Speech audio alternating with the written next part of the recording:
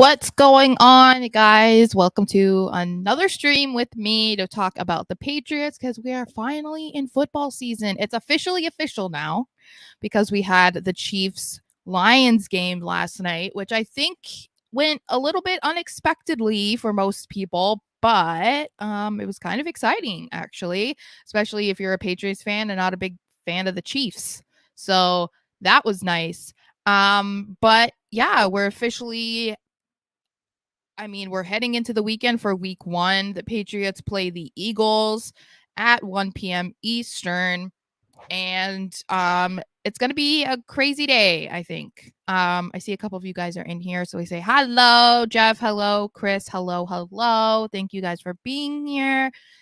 And I'm really excited. I think I get excited about football season, I would say, like every year no matter what, but I think that it's even though people aren't really excited about what this team can do, I'm still excited. Like, I think that this season is going to be more about just the progression of the team overall, especially the offense, as opposed to, making it all about wins and whatnot. But maybe we can have that conversation later. I don't know. But I want to just jump straight into what we are to expect on Sunday. So we know that we're basically getting a Tom Brady appreciation night. In his first return as not even a visitor because he was there 2 years ago, but as a fan, I guess. I think he's even calling himself a fan. And it's nice to hear how much he's saying about the Patriots and his time there and how appreciative he is because although he's kind of said that obviously since he left the team and went to the Bucks, it felt like he couldn't really say a whole lot because obviously he was on another team. He was still an active player, and the NFL has weird rules when it comes to that kind of thing. So it's just nice to see, I don't know, the abundance of the things that he's saying about the Patriots and how he is just really appreciative of everything and the fans, which is really nice. So I can't imagine how crazy loud it's going to be on Sunday. And I'm excited to see what they do because we don't really have a whole lot of details about the extent of what they're doing. From what I understand, they are going to have some sort of like pregame stuff going on, which I believe the Patriots will be streaming on their website because CBS will not be showing all of it. And they're probably going to have something during halftime as well, which I would assume the Patriots will be streaming as well. But even with all of that, we don't know exactly what they're going to do. So there's been some conversation about maybe they should give him a statue, which I am 150 million% here for because I feel like when you think of the Patriots, at least in recent times, when you think of Gillette Stadium, you think of Tom Brady. And if we're being real here, the Eagles have a statue of Nick Foles and Doug Peterson in front of the link. So I feel like if they put up a statue of those guys who weren't even on the team for much longer after they put the statues up, then it seems fitting that the Patriots put up one of Tom Brady. I don't know that it's something that they're going to do on Sunday. I just wouldn't be mad about it eventually. Maybe even one of him and Belichick, some sort of iconic moment. I don't know. I remember I talked about this before and we were kind of trying to figure out what would be the best statue of Tom Brady to use. Like, what would that iconic moment be? Because with the Eagles, it was the Philly. And so, for Eagles fans, that's iconic, I guess. But with the Patriots, it's like, there's so many moments, but I feel like one of the most identifiable things that Brady ever did was when he ran down the field and did like let's go, and it's like that feels like that would be kind of cool. I don't know how that would be made into a statue, but I feel like that would be pretty cool, or him holding up a Lombardi. Like, let's be real, okay? But I think maybe we will see the retirement of number 12, which I know that people have mixed feelings on this. And I'm kind of confused why people have such feelings about it one way or the other. I think I'm more so confused about the people who don't want to see it happen. I don't really understand. I mean, I get why some people would be like, okay, I don't want it to be retired throughout the league, because I know that was something that people were saying, but that's never going to happen. But I do think that I don't see an issue with it happening at the Patriots, because no one has picked number 12. No one's been assigned number 12. And I honestly don't know the next time that anyone would even dare try to pick number 12 when they come to New England. So I I don't know. I think it would be cool. And I feel, if they're going to go all out, especially when it's like being led by Mr. Kraft, it seems like we're going to see a jersey retirement. Which, I mean, come on, guys! Like, there are numbers that are retired and on other teams for people who didn't even really contribute even like a quarter as much as what Brady did for the Patriots. So I feel like you have to do it, right? But other than that, I don't know. I think it's nice in a way that we don't really know. Maybe we don't know what to expect, so you can't really get too excited about anything or disappointed yet, So I'm excited to watch that. I'm gonna have to remember to try and stream to see this stuff, but I also don't know if they've told us yet, like, what time or like how much time we need. So I don't know if it's gonna be like 15 minutes, 20 minutes. I don't know. So we'll have to pay attention to that. I'm sure the Patriots will post it at some point. But yeah, I'm excited. I don't know if you guys are excited, but yeah. David is an Eagles fan, and he says he's not a Patriots or a Brady fan, but he's all for a statue of Brady. I don't know many people that would be against a statue for Brady. Like, if you're a football fan, I don't know how you could be like, oh my God, I can't believe the Patriots put up a statue of Tom Brady. Like, I don't see how anyone could take issue with that. But since we're talking about the game, I kind of wanted to go into the key matchups that we're going to want to watch on Sunday, which have a lot of people talking, because obviously the Eagles are the reigning NFC champions. They were fairly close to winning a Super Bowl. And if it weren't for whatever happened in the second half, they could very well be coming into Gillette as the Super Bowl champions. But they do come in as a very well-equipped team. So one of the key matchups that I'll be watching is definitely going to be the Patriots secondary versus AJ Brown and Devontae Smith. It's one of those teams that they are so blessed to have basically two wide receiver ones on their team.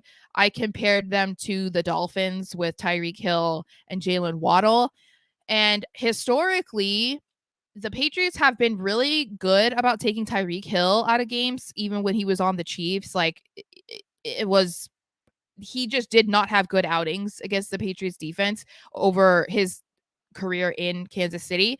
So it's going to be interesting to see how they navigate that with AJ Brown and Devontae Smith, because obviously it looks like AJ Brown is the number one go-to guy at the moment, but Devontae Smith is no one to turn an eye to. So I was thinking about this, and so, the typical thing that the Patriots do, and something that Belichick is known for doing and has been really good at, obviously, has been shutting down their number one guy. So if we're going to look at the Dolphins, as I said, as just like a prime example that the Patriots are experienced against, they've been pretty good at shutting down Tyreek Hill in those matchups. But when you look back through those games, they have then left Jalen Waddle open, and he can beat them on his own. So they're going to have to figure out what they're going to do with AJ Brown and Smith. I'm assuming that they're probably going to try and limit Brown, just because he seems to be the bigger problem between the two. But then you can't just let Devontae Smith run all over you, because that will happen. So they're going to have to figure that out. I don't know how they're going to do that. But the secondary, we know, already has a hit because Jack Jones has been ruled out already. But we will have Gonzo and Jonathan Jones. Well, maybe we'll see Marcus Jones. And we're going to see Kyle Duggar, obviously. We'll have Jalen Mills at safety. So there are some options there, but I do think, it's the first game of the season. Not everybody is going to be great. Not even the Eagles are going to be great. They're going to be a little bit rusty because it is the first game, but I would like to see the Patriots at least make good effort against guys like this because there are a lot of great receivers that they're going to be facing this year. And this is a really big test for week 1. And that's like something that kind of sucks, but I think is kind of good at the same time. Obviously, people have already decided that the Patriots are going to go like 0-4 in their first month, but I do think there is good things that can come out of playing tough teams early, and I'm hoping that they can, take away some of that good from playing against the Eagles. Another key matchup I say will be the Philly run defense against Ramondre Stevenson and Ezekiel Elliott. There's a lot of talk about Elliott and Stevenson basically being maybe the best running back duo in the league. And we haven't seen that yet because they didn't play that much in the preseason. And obviously, even during training camp, we haven't seen a whole lot of it either because Elliott was signed pretty late in the summer. So we didn't even see a lot of them on the field at all. They've remained very complimentary of each other, though. I mean, they both seem to be excited to work together. And there were people who were worried about what Elliott's signing meant for the future of Stevenson. But I think Stevenson is excited that he's not going to have to carry basically the entire load for the running backs this year. Like, no disrespect to Damian Harris, but there's a reason why Stevenson was on the field for like 70% of the all offensive snaps last year. And Damian Harris is only in for 35. So 30, 35, I think. So I am excited to see this. And the Eagles, they have, obviously they have a good defense. So that is an issue. However, the Patriots are going to have to obviously be better with their offensive line because if they don't, then there's going to be no reason to be concerned about this matchup here because they won't be able to do anything in the run game. And I did find this interesting. So if we're going to look at the most recent game for the Eagles, and that's being the Super Bowl, they actually were really bad stopping the run. Against the Chiefs, where the Chiefs had 158 yards on the run and averaged 6.1 yards per carry. So if that is going to be the case, then the Patriots might have a field day on the ground. I do think that we're probably going to see Zeke more as a goal line guy, a red zone guy. I wouldn't be surprised if you have them in fantasy, or at least one of them. I would assume that Elliott is probably going to score more, but we shall see. But we know other than the run defense, they're going to have to just pay attention to how they decide to use Elliott and Stevenson because they can both be used out of the backfield and in the passing game. So I'm really excited to see how they try to utilize them in that way and kind of use it as like a trick because they can both be lined up and you don't know which one is going to be doing what. So that is something that I am going to be paying attention to and excited to see because I was excited when the Patriots signed Ezekiel Elliott. I don't think he's washed like some people want to believe, but we'll see. So I want to get to some of your comments first. Let's see. Cha-Cha Boy says Zeke will get most of the goal line touches. I agree. And he also says Philly allowed 121 0.6 yards per game and 4.6 yards per rush over the course of the 2022 season. So then, obviously things can change.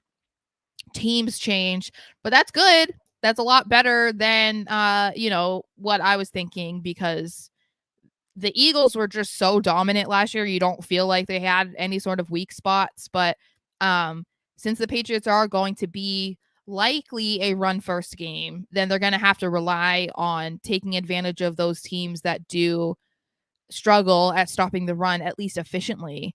And then, of course, it all comes back to the Patriots' offensive line. And if they can't hold up, then this whole thing just goes to crap anyway. So, and Chris does mention that. He says, I'm excited to see some better offensive coaching and hope to see improved red zone offense. Me too.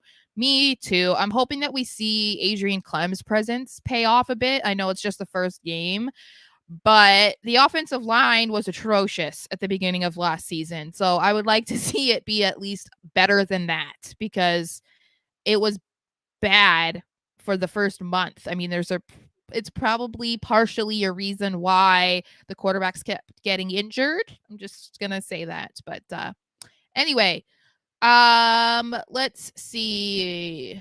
Oh, hold on. We have okay, key matchups. Another matchup.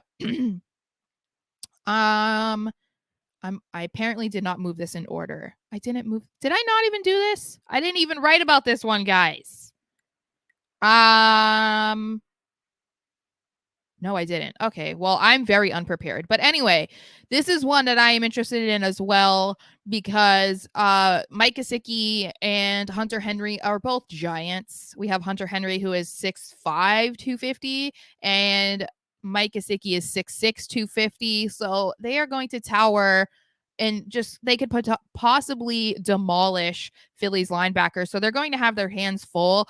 And I think, obviously we want to see Hunter Henry revert to the 2021 version of himself that was just so dominant, had the best season of his career with 9 touchdowns. And he was really that go-to guy for Mac Jones throughout the entire season. And we didn't see a lot of that last year. Part of it is because Henry was dealing with an injury, like an off-season surgery. So that is a little bit of an issue. And then, of course, Matt Patricia issue.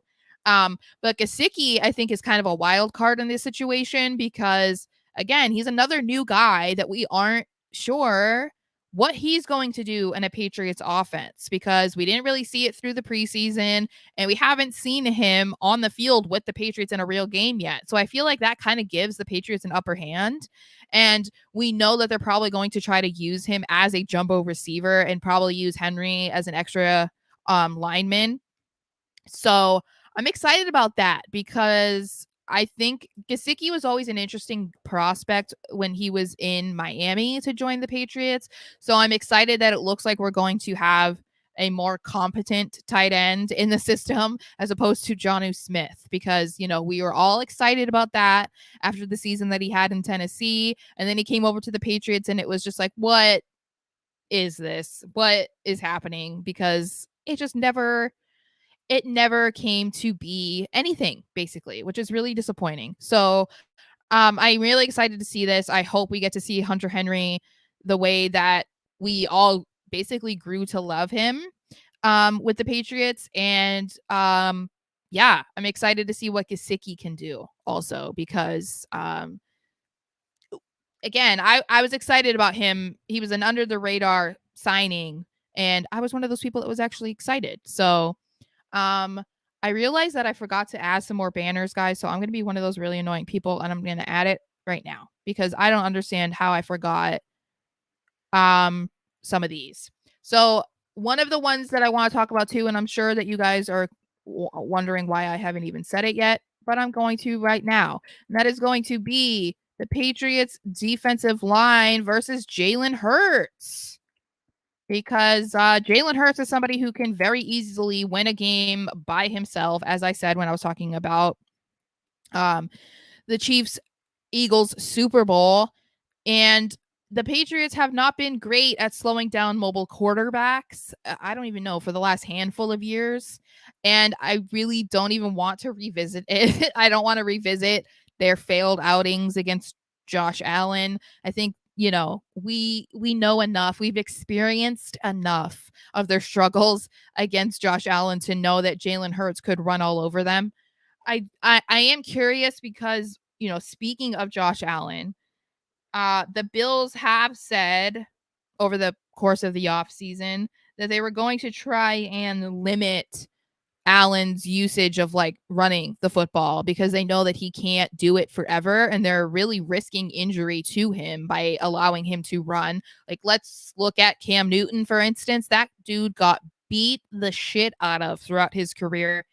And you know, he didn't get a lot of calls despite the fact that he was getting hit in the head and whatever, but that's a conversation for another day.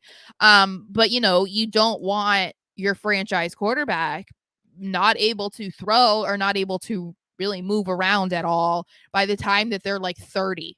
And so I'm curious to see how they're going to do that with Jalen Hurts because you feel like they're going to have to do that at some point, not just because, he gets older and he's not going to be able to move around as much, but you also, again, you don't want to risk injury. You don't want to see your quarterback go down the way that Cam Newton did because that, that's unfortunate. I don't care how you feel about Cam, but it's really unfortunate to see a quarterback who was that talented go down at such an early age. And a lot of it is because of how much they utilized him, and I understand why, but he's similarly built to Josh Allen. They're both gigantic men at the quarterback position. So I am curious, to see what they do with Jalen because he was the only reason really why they even scored touchdowns in the Super Bowl. So I'm hoping that they'll take advantage of the fact that they have Malik Cunningham on the practice squad and can kind of use him as like, a fake Jalen Hurts that they can practice against. But we'll see. It's like I said, it's gonna be a big test really early on. So I am interested to see that. And my last one that I want to watch is I'm getting it up, guys. Yeah. The New England offensive line versus the Eagles defensive line. So the preseason was not a good determination of how much the offensive line has potentially improved because the Patriots were dealing with so many injuries on the offensive line and they continue to deal with injuries. I have the latest injury report out today and Mike Onwenu is still questionable with an ankle injury and Cole Strange is questionable also with a knee injury. So it's good that the others have come off because I think there's like 3 or 4 that were listed on here.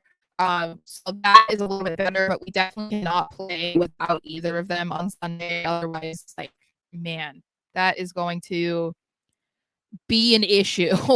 um, So I think the biggest question at this point is who is going to play right tackle. So we have Riley Reef, who was placed on IR, so we know he's not playing. Maybe Calvin Anderson will play, but even that is a little bit worrisome because he's only played 71 snaps at right tackle during his career. Then we know we have Tyrone Wheatley Jr., but he hasn't even played in an NFL game yet. And Vidarian Lowe, he has only played 33 snaps at left tackle. So it has me a little bit concerned, especially going up against a defense that is very good in Philadelphia. So I'm just hoping that they can figure something out. Maybe if it starts out rough, they make the adjustments that they need. We know that guys like Trent Brown can play on either side. So if they have to do that, then they have to do that. But, one of the biggest things that is going to be a concern in this game is the pass protection of Mac Jones, because if he can't have any time to do anything, then this game is going to be a really long one to watch and for them to play in, because that was a big issue last year. On top of the fact that they couldn't pass protect, he was getting knocked down on like every play. And if they can't block enough for even the run game to do anything, then how can the Patriots be successful? I don't know. So I think, I would say universally the offensive line is the biggest question mark here. I feel like that's what everybody is saying. But there are some advantages that the Patriots have. We'll get into that in a second because I want to see what you guys are saying in the comments. Ba, ba, ba, ba, ba. Cha-Cha Boys says, it may not mean much, but our special teams unit is more disciplined, hoping for a Marcus Jones return touchdown. Yes, I am very excited about the special teams. I am one of the few people I think that was actually happy that Joe Judge was like kind of moving back there, because as much as people don't like Joe Judge, and I'm not a fan, I'm not saying I am, but basically since he left and went to become the Giants head coach, the special teams went down fast. So I think he's going to be a huge influence on making it better. Plus, we have Matthew Slater for at least another season. Brendan Schooler, who's already looking like he's going to be an absolute menace on special teams and has no one better to learn from than Matthew Slater. So, then we have Amir Speed, who looked great in the offseason. We have Bryce Behringer and Chad Rylands. Like, I think the special teams is going to be one of the more fascinating parts of the team to watch this year. And hopefully we won't have to worry about, oh, are they going to make a field goal? Are they going to have a good punt this year? Because last year it was like maybe you're like, oh, okay, they scored. You go and get a drink or like get a snack. No, you couldn't do that last year because you were like, I don't even trust them to be able to do this. So we have fans of the tight ends here. Same. Cha-Cha Boy says, Henry as a possession tight end and Gesicki as a vertical threat is a nice 1-2 punch. If Mac Jones can find the time to target them. Bill O'Brien loved 2 tight end lineups. Yes. I think it's something that Patriots fans have been obsessed with forever. It was something that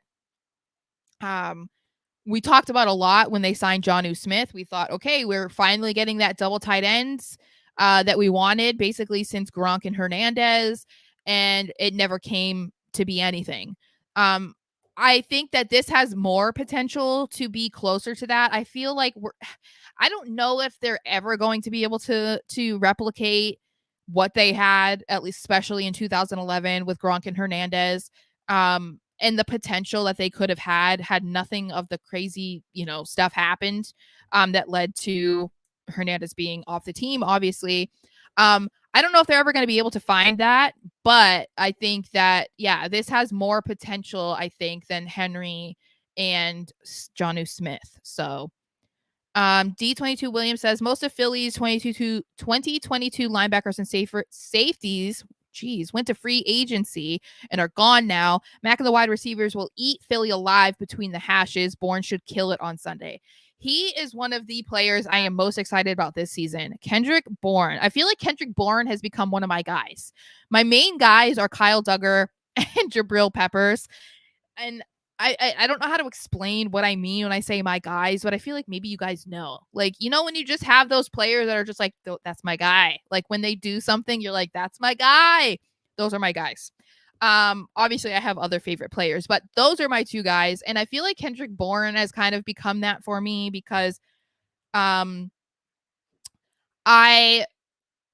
defended him a lot last year and it was not the common thing to do. Same thing with Cam Newton. That was not the common thing to do.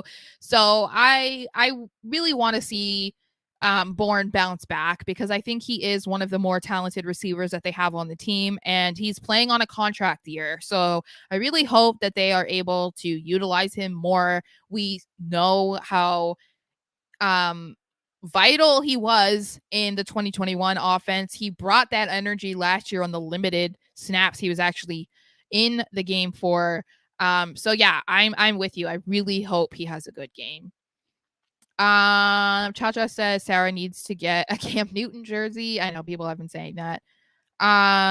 Chris agrees that is going to be the biggest matchup, the Patriots offensive line versus Philly's defensive line. And Chris Cha-Cha Boy says Chris Board came from Detroit and should provide another trusted member of the coverage units. Yes, I know. And he was a player that Belichick raved about. So, when Belichick raves about you, you know that you must be good because he doesn't do that for just anybody. So, as I said, I believe, and I'm going to write an article on this. It might come out tomorrow, so maybe you guys could read it. But I do believe that the Patriots have some advantages this weekend, and maybe some don't agree. Maybe people think that these aren't that big of advantages because we're not speaking necessarily about like specific players on the Patriots that are better than the Eagles, because I'm not getting that specific. You can't really be that specific at week 1 because there's nothing that you can go off of. The preseason's not going to tell you, and every roster looks like it can be great on paper. So I'm not comparing that. But one of the advantages that I think, well, it's kind of two, would be Bill O'Brien being back as the offensive coordinator, which we know how much of a joke the Patriots offense became last year, because how many teams were talking about the Patriots not having a real offensive coordinator and that they were vanilla, predictable. We heard several teams calling out what the Patriots were going to do. So I think Bill O'Brien is going to be a huge presence. And I say that the rookie receivers are going to be like a huge part too. I don't know if they're going to be, like used a lot in this game. We'll have to see, obviously. But I think the advantage there is that there's no tape on Demario Douglas or Kayshon Boutte. So the Eagles don't know what to prepare for because they don't know where they're going to be used, how they're going to be used. They don't know how they look. They don't know if they're fast, if they need to worry about them in the slot, if they need to worry about them over here, over there. Like there's just nothing that they can really prepare for. They have college tape, but that's not going to tell them how they're going to look for the Patriots on the field. And I think Bill O'Brien knows exactly how to use those types of guys. And so I think that that could be a really interesting aspect of the game. I don't know that they're going to want to show all of their cards. Obviously, it's week 1. We didn't see either of them used a whole lot in the preseason either, which I think that told you pretty early on that they were probably both making the team. Luckily, Boutte kind of had a progression as the summer went on, because obviously Douglas Pop was looking great early on, and then he was dealing with an injury or whatever that kept him sidelined, and then Boutte kind of just like came alive in the last few weeks of training camp in the preseason. So I am interested to see that, and I think that Bill O'Brien, he is going to be a bigger threat, I think, to Patriots opponents because he's been out of the league for a few years, and he hasn't been with the Patriots for over a decade at this point. So, yeah, they might be using like old school, typical stuff that you think that the Patriots, are known for or that they like to use. And, obviously Bill O'Brien is going to utilize things that he likes to do as well. But I feel like it's kind of like it's unpredictable at this point, because what is Bill O'Brien going to do with the Patriots defense or Patriots offense in 2023? Like, you don't know. He's been at Alabama for the last couple years, and when he was with the Texans, it was a completely different style of quarterback and different. I mean, it was a hot mess when he left, but I think that kind of gives the Patriots a little bit of an upper hand because like last year, they felt like they knew exactly what the Patriots were going to do. You kind of don't know that this year. Plus, I see D22 Williams also brings up Juju. I think that's a benefit for the Patriots too, or an advantage for the Patriots too. We haven't seen much of Juju Smith-Schuster or Mike Gesicki at all on the field. So even though not a whole lot has changed, it's like enough has changed to make it feel like an advantage for the Patriots, because at least especially in week 1, because we don't know how these guys are going to perform with the Patriots in a real game. We haven't even really seen them in a preseason game. So you really don't have any knowledge of that coming into the game, which again is an advantage for the Patriots. Hi, Vinny Doom. Thank you for checking in over here. Usually see you in the WWE streams, but I appreciate you hopping in here. D22 Williams also says Matt can get rid of the ball in about 2 seconds and accurately. Not many quarterbacks can. This will help the O-line a lot. Yes, I kind of felt like that was something where he looked a little bit more comfortable with that in the preseason. Like, I know that he wasn't used a whole lot, but I felt like he's gained his confidence a lot, because I felt so bad for him last year. And I said it even recently when I'm trying to find pictures for articles. And for a Mac Jones article specifically. And it's so hard to find a photo of him where he doesn't look just completely defeated. And so I am happy to see that there's just an overall energy shift, I would say, with the Patriots team. Not even just the offense. The defense and stuff was like they were affected too by the Matt Patricia experience. Even Devin McCourty commented on it recently. So yeah, I really hope that we see, 2021 version of Mac, or even a better version of Mac Jones that we haven't seen yet. Hey Ashton, what is up? Cha Cha Boy says, does Mac Jones get traded this year? No, I don't think so. They don't have anyone waiting in the wings, really. Like, I mean, they like Bailey Zappi, but clearly they don't like him enough to even keep him on the team. They moved him to the practice squad. And like Matt Corral, they haven't seen what he can do yet. They obviously aren't. I mean, it's not obvious, but they're not 100% on board with Malik Cunningham yet either. And that's like a completely different style of quarterback that Belichick hasn't really worked with, because we know that the experiment with Cam Newton didn't go over great in 2020. So I don't know that that's what he will want, but I mean, it seems like the NFL is kind of moving in that direction to have a more mobile quarterback. So maybe at some point, I don't know. I'm talking so much. I have to keep taking a drink, guys. I'm sorry. So then we have, let's see, what's my next one? Oh, Bill Belichick, right?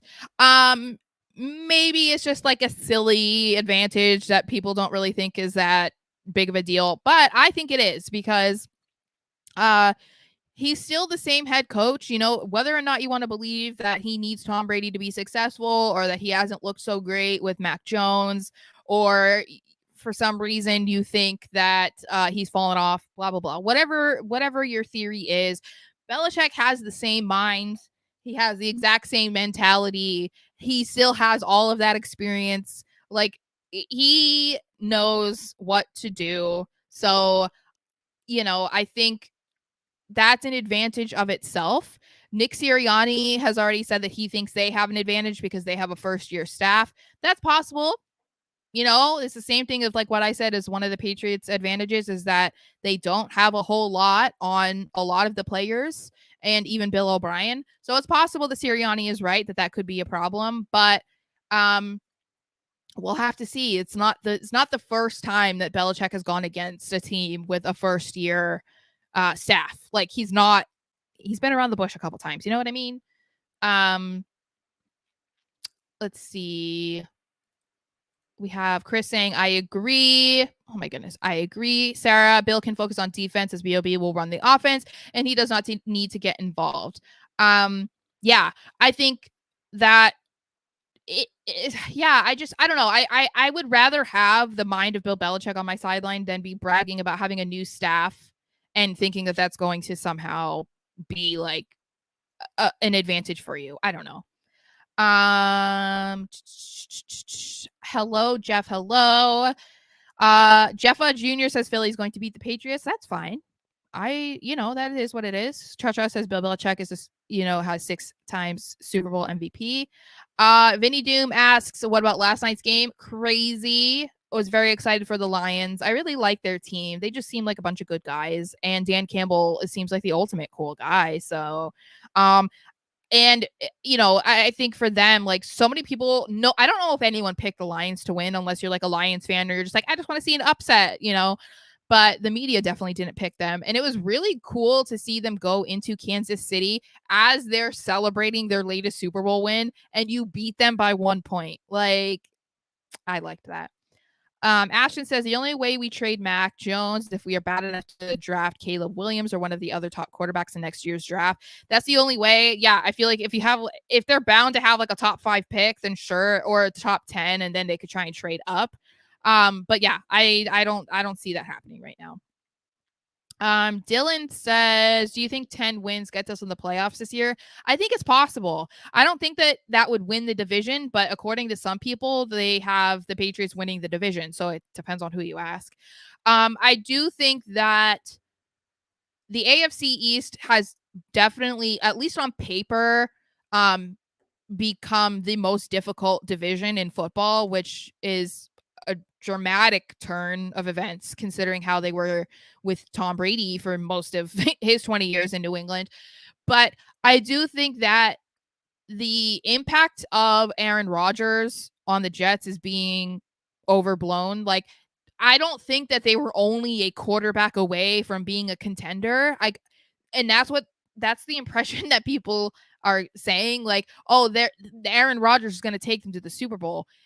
Maybe it's possible. Like, people were thinking that of plenty of other quarterbacks that have moved on, but I don't know that the Jets are necessarily going to just like steamroll everybody because they have Aaron Rodgers.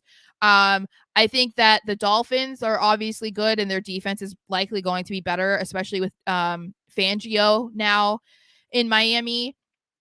But there are also a lot of question marks about Tua and his injury history and can he last an entire season? Like, that is a huge deal because like he's your franchise guy. So and then the Bills, again, the Bills seem like the front runner to me because they've been the front runner. And I think there are some concerns, like I said earlier, about like how much are they really going to try and slow down Josh Allen? Because if they do try to slow him down, like how is that going to impact their offense? Because he's been a big part of why they've continued plays or why they've scored touchdowns, especially against the Patriots. So I don't know that there's a clear front runner in the AFC East, but I do think that there's a lot of really good teams coming up in the NFC. So I don't know that the AFC is going to be like I don't think it's the harder the conference to get into the playoffs. I think that 10 games could probably do it. Ashton says Chargers won 9 games and got in last year. I could be wrong. The Patriots were also 1 game away from being in the playoffs, guys, and they ended the season 8-9, right? 8-9. Were they 8-9, 9-8? They were 1 game away from getting into the playoffs last year. So, and that was with how poorly they were being run last year. And that came in what, like that was like the last week 18, week 17, whatever. I don't remember what it was. It was when they were playing the Bills. That will tell you a lot because, yeah, the division's changed a little bit basically because of Aaron Rodgers, but, yeah, they almost got into the playoffs last year, which was not something I think anyone would have predicted given how they were being coached and how they looked compared to just a year before. So, okay, let's see. I think another advantage, which, it might not be anything because we saw what happened with the Chiefs last night. However, it is home field advantage for the Patriots. We know that the crowd is going to be rowdy because Tom Brady will be in the house. And hopefully that is something that is going to work in their favor. Hopefully they can capitalize on the fact that the fans are going crazy because it's the opening game. Tom Brady is there. Maybe they'll want to take advantage of the fact that Tom Brady's watching because hopefully they could utilize that to their advantage as opposed to make them nervous or get ridiculous. You know what I'm saying?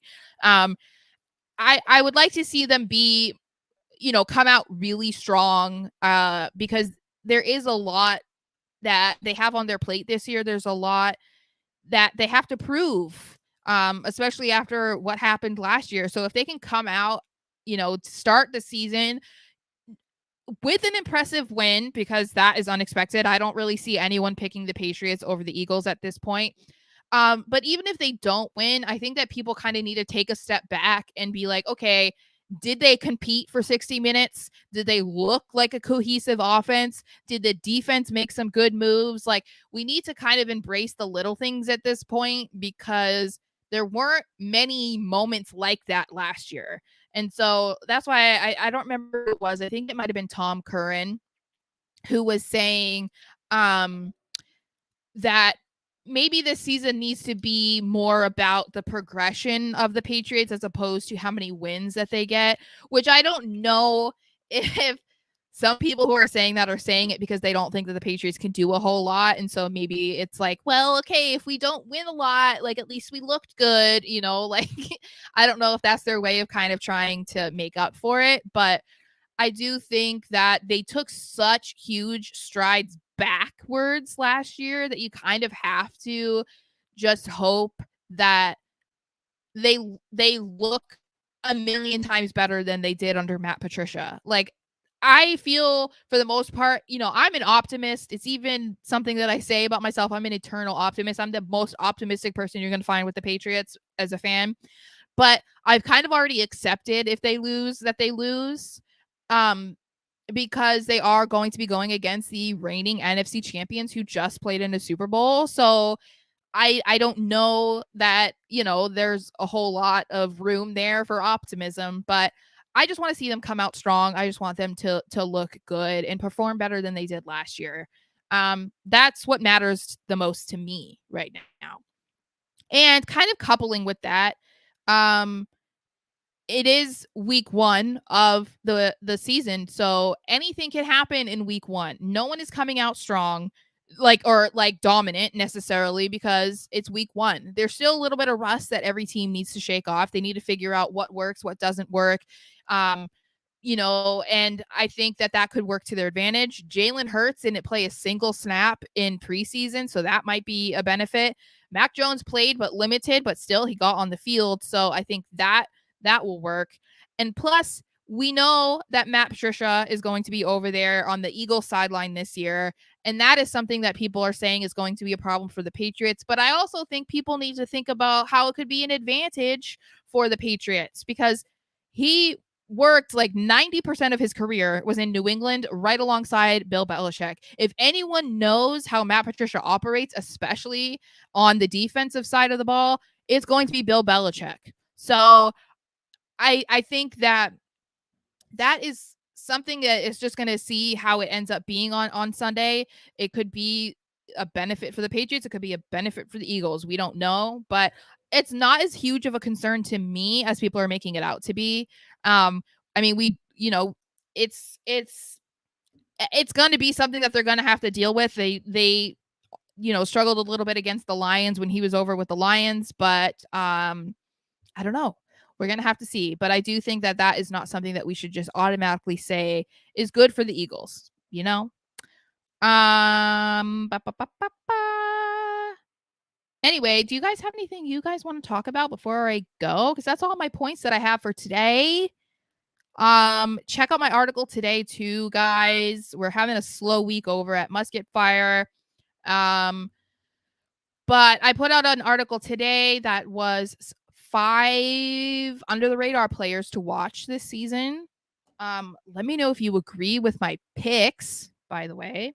And I'm hoping to have a article out tomorrow about the advantages. So hopefully I can go in, a little bit more detail about the things that I was just talking about. Have a fun one coming out next week also. That is going to be very exciting. But yeah, just let me know if you guys have anything you want to talk about before I go for the weekend. And then maybe I can come back on Monday and we can kind of talk about how the game went, what we liked, what we didn't like, and whatnot.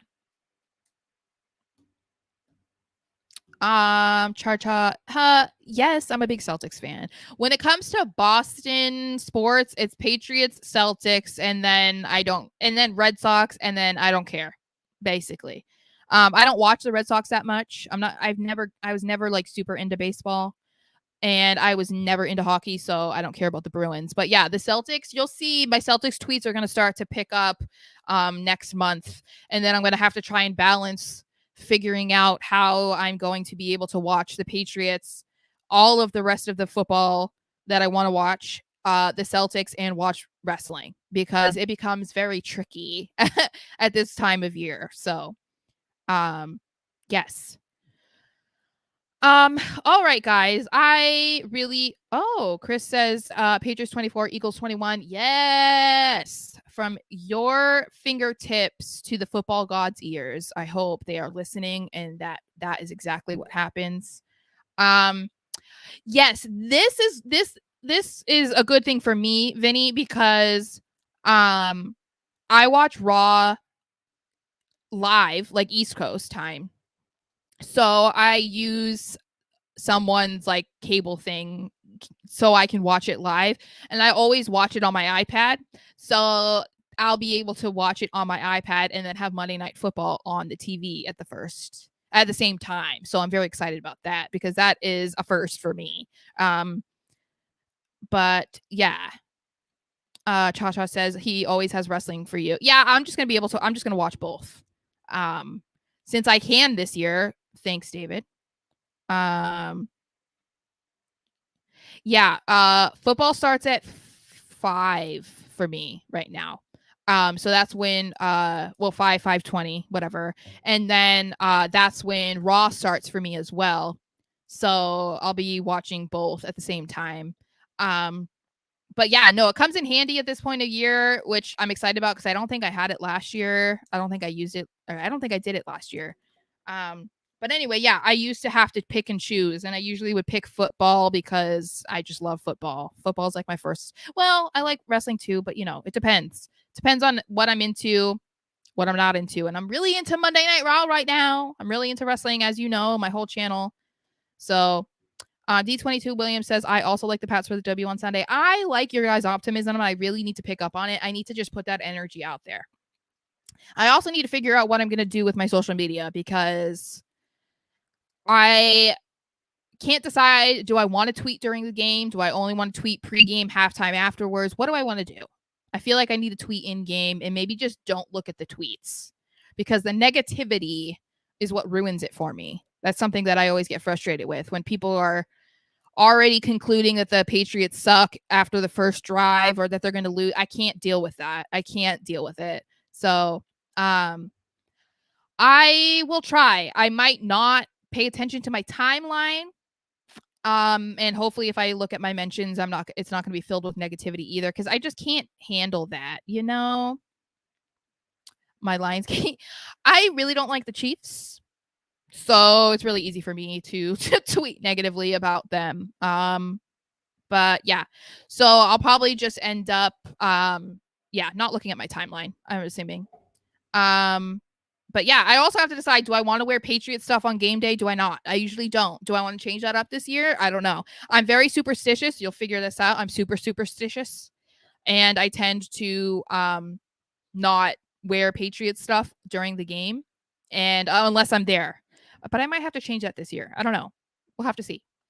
But it looks like you guys want me to tweet, so I'll tweet. I'm gonna tweet even if they're losing. I don't care. And Brady's gonna be there. So I will tweet. I can't not tweet about Tom Brady. He's like the first love of my life, other than John Cena. So I am very loyal to those guys. So I'll have to tweet because I'm gonna get sappy and weird, guys. I will be because I love me some Tom Brady.